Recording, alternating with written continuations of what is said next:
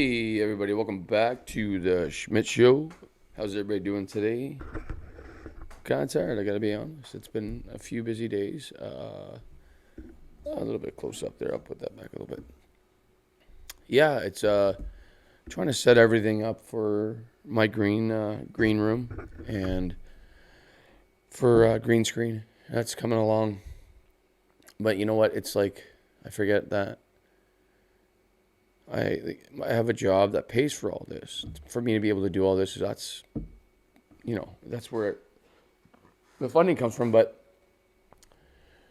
I just want to talk a little bit about podcast and where it lies with me. So why starting is easier than continuing. Continuing literally is way harder. Starting, you're excited. You're just ready to go. You got all these, and I'm not saying that the aspirations aren't there, and the excitement is still there, but obviously not. It's just like anything else. You're whatever you're doing. You get a new bike, you get a new car, whatever. Get a new girlfriend, whatever, boyfriend, whoever, whatever. Anyway, it's that new honeymoon feeling. But to stay consistent, and I even talked about when I first started, it wasn't easy, and I stopped. And people asked me like, and I just shrugged it off. I'm like, yeah, I'll go back at it in the wintertime. But I'm really trying to stay consistent this time because it's really been good. YouTube's been good to me. The algorithm's building me. Like it's coming. I mean, I got a long way to go. Don't get me wrong. The problem is sometimes I feel like it's like an imposter syndrome and like inner feeling. It's feeling like your stuff isn't good enough, like your content, and sometimes you feel like you're being judged. And I think those are natural feelings anyway, but I can't help not feel those. I spent a lot of time here to be able to keep up and to keep your viewers and to keep going. You have to continue. You have to continue, like constantly. At least you need to a podcast. I would say one a week minimum, and then shorts. One podcast a week, and then you break it down. You can pull a couple shorts off of that, and then post those clips, on Facebook, whatever you want to do, to drag them to social media, and then. And I like to throw some funny stuff in there when I run into stuff. I always do. I don't know what it is. I'm a multi kind of YouTube kind of guy. I like podcasting is my thing, but I have no problem throwing a wrench into things. That's for sure. But again, going back to balancing life and podcasting, it is not easy. Like juggling podcasting with work, family, and social life. I don't have any. Not lately. Honestly, when I go to actually edit, and I don't feel like I'm that good yet at editing, I can navigate, that's for sure. I never thought in my whole entire life. Learning how editing to me is like I'm a coder, basically. You know what I mean? To the geek squad out there. But I need to set some boundaries to avoid burnout, because if I don't, I don't know. You lose friendships. You don't lose them, but man, they hurt, and you lose touch of reality. And I don't want this to become everything, but I want it to be something. But I'm an all-in kind of guy, so I have to realize what I'm doing. So. Just gotta stay consistent, but at the same time, set some boundaries. At certain times, this is it. Obviously, there's going to be those times where, okay, we gotta go a little bit longer, whatever. But there's going to be those times too where I'm gonna have to cancel, whatever. But overall, I need to stay to a strict whatever. And then even for editing, I should give myself time for editing too, because I could sit on the computer, edit all day long, no problem. Nothing's ever good enough. I just wish I was better. And the only way to get better, and everybody knows, in sports or whatever you want to do, you got to practice. Um, yeah, I don't know. It's just I've realized it, and like burning out's tough, man. Like I'm tired now doing this, and I'm just going through some of these points here on the left side. I have my notes, and it says content fatigue, running out of ideas or feeling uninspired. I don't have that. That part, I can't say so much. How to reignite your creativity. Um, I don't know. Maybe that's to come, but I'm not there yet. I have fire inside me to do this. Like I feel like I could do it forever right now. It's one of the, and I've been going pretty strong. That's why I'm saying like I'm getting to the point. Like I'm just doing this all the time. That's all I'm doing is this 100%. And then I mean, other than work or whatever, but after, like I'm not spending any family time, social time. I'm gonna lose a grip of reality. So I gotta remember that. I don't know. It's hard though. It's gonna be hard for me to let go a little bit because I love it so much. But I guess in reality, like in anything else, it'll keep me loving it more. I guess. But I have to. I've realized it. Accountability and consistency hacks, systems and tools to stay on track. How to create a manageable workflow. I don't know. I just kind of explained it, I guess. Um, just setting boundaries. I think at the end of the day, just like a job, right? Like I own my own. I own my own business, and I usually shut it down around 4:30, depending. But usually that's it's 7:30 to 4:30. We have lunch and then whatnot. It's a schedule, and I gotta treat this kind of the same. So, but doing both, like I work a lot and I do this, and it can be 12 at midnight in no time. And then it's funny when I'm not podcasting, I'm YouTubing about podcasting or you watching podcasts or watching YouTube videos or what's an idea, you know what I mean? It just and then something hits. And then but I have like hit a milestone lately with YouTube. And that's what inspires me even more. So that was great. YouTube reaches out and just they give you an award and it's like, wow. It's like it's almost surreal. I mean, it's to me, it's a big deal. You guys, it's nothing. I don't worry. I haven't monetized, but you know what? It'd be cool to say, hey, I have monetized. I don't want to brag or anything, but because that's not why I started this. But that was so cool. And then they start to help you because they want you to keep going. They, if you're somewhat decent, they want you to keep going because that's revenue for them.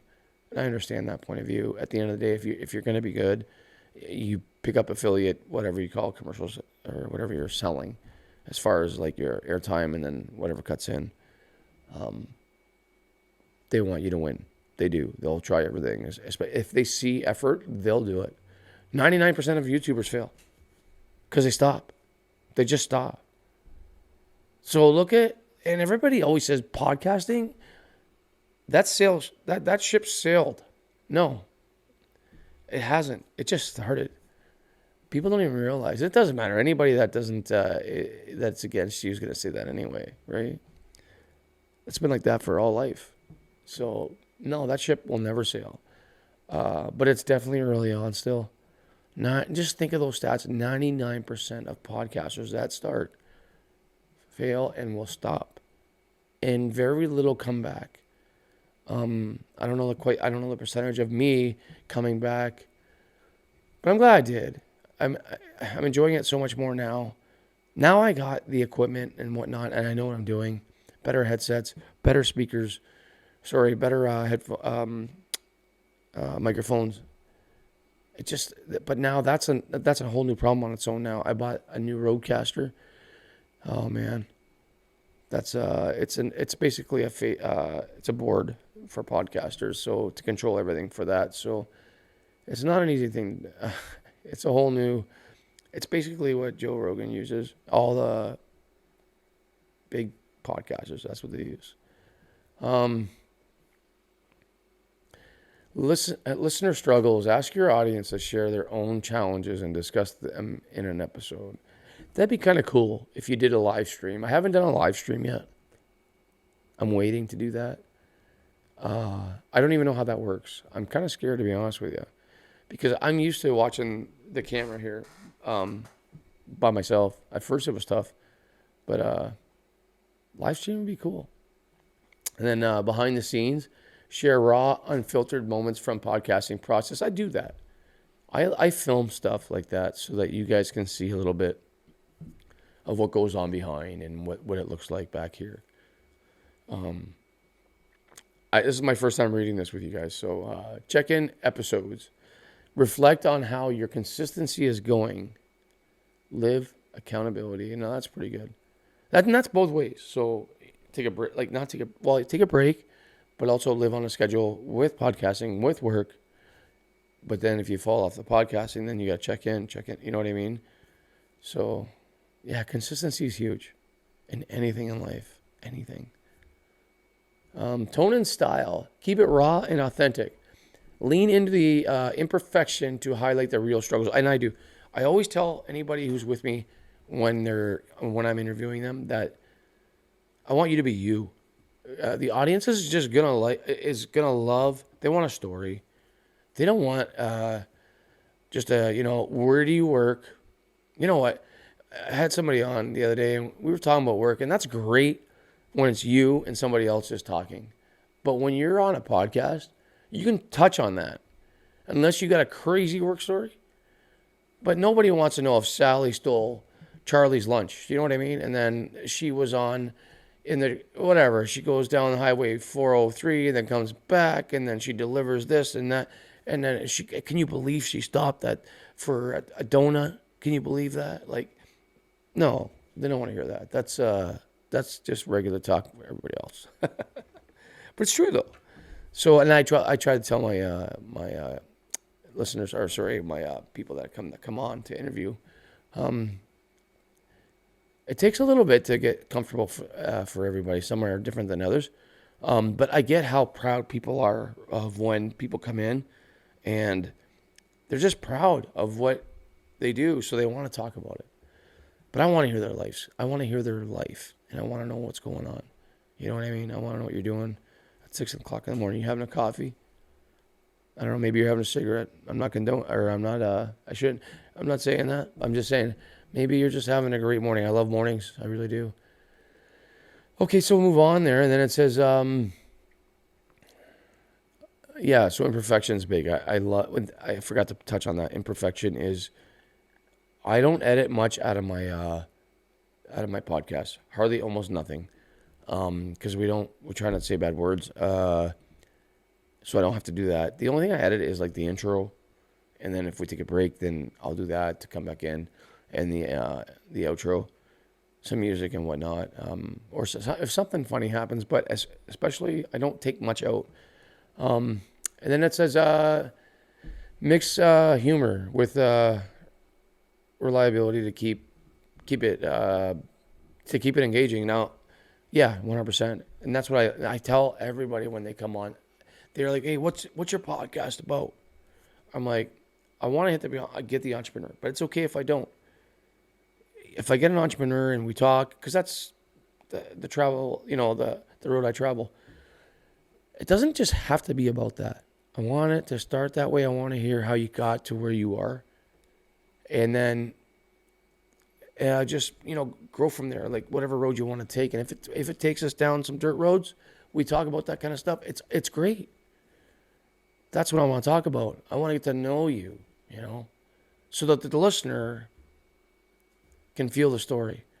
So when the listener is driving down the highway and they're in the car and trying to burn up an hour, they can tune in and then, wow, this guy's got quite the story. You know what I mean? Or they can identify, I did the same thing, or I went through the same thing. That's what I want.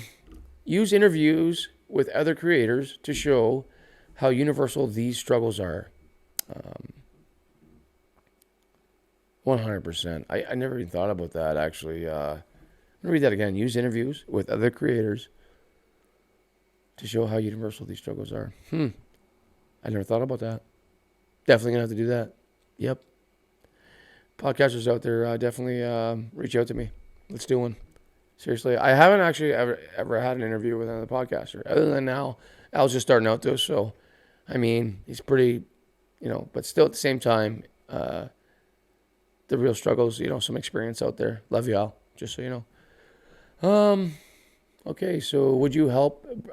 Would you like help brainstorming episode outlines, a launch plan, or tips to stay consistent while creating this podcast? Okay, so I don't really think that pertains to me, but that's just kind of where it ended. But I hadn't read through this, but it's so cool. That was fun, actually. Anyway, I got a few podcasts done. I just have to edit them, and that takes a lot of time. And what time is it now? It's almost 7 o'clock in the evening. And yeah, and I do my podcast here in my studio. And remember, my green screen is almost done. I'll show some pictures at the end. I'll clip onto it and then see what you guys think. I'm building that it's awesome actually. Like for people, if they want to use it, my whole plan is to rent out my space too as well for podcasting in the studio here. We also have the couch over there. That's going to be kind of a separate podcast as it goes through when I do that. To have that lounge area in this room here as well. There's that couch there and whatnot. And then the green room is, it's huge. It's 20 feet wide minimum. And then 10-foot ceilings. So I painted the whole, like half of it green. Yeah. It's crazy. But it's amazing. It's absolutely amazing. So I want to show that to you guys. And that's the same thing. So if anybody wants to use a green screen, and it's like a full, like the ceiling is painted, floor, you're going to get the whole experience. So yeah. Anyway, I don't want to blab too long. I hope you guys have a great night and hope some of this made sense today. And you guys have a good one, and we'll talk the next time. Have a good time.